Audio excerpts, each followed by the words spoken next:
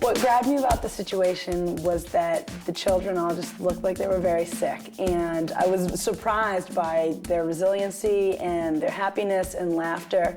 But what it came down to is that most of the children weren't very healthy. I found the conditions for the children who were living there to be very harsh. There was one light bulb that sometimes worked, and the plumbing, there wasn't really any running water. There was not a lot of food for the children to eat, and so sometimes they'd eat maybe one meal a day or a little bit of porridge in the morning and beans or rice later in the day. But a lot of the kids have lost their vision because of malnourishment, and so it continued to deteriorate. I became interested in Tanzania through researching the volunteer program Cross-Cultural Solutions. I knew in general that I wanted to do some international volunteerism, and I've always had a general interest in Africa because it's a very prominent place where you're going to find a lot of poverty, and I knew that that's the work that I wanted to be doing. I worked in Moshi, which is at the foot of Kilimanjaro, and I worked in a school for blind and visually impaired children. It's called Mwereni. Mwereni School, Mwereni School.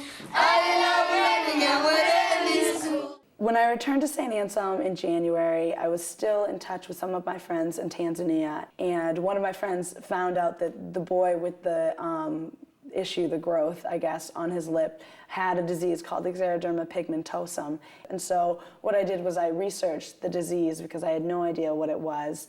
And I found out that it is a rare genetic disorder where people cannot repair any sun damage, and they're very likely to and very susceptible to skin cancer. I decided, hey, I'll bring Allie to America, because if he can come over and perhaps see some of the doctors, then that would be an amazing experience for him.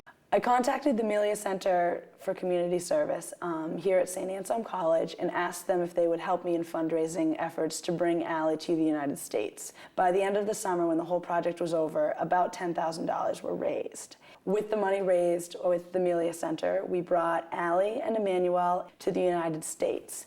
And then we went down to the National Institute of Health. We met with all kinds of different doctors to get an overview of their health and provide recommendations. While we were at the NIH, the doctors continued to tell me that although this is great for Allie and his immediate health, what's going to keep him alive, as well as other kids with sun sensitivity at Mwereni, is that they need a place to be living and staying inside away from the sun. An amazing opportunity came up, and we became affiliated with a man named Dan Meehan, who is a philanthropist who does work all over the world, and he wanted to do something in Tanzania for somebody with XP.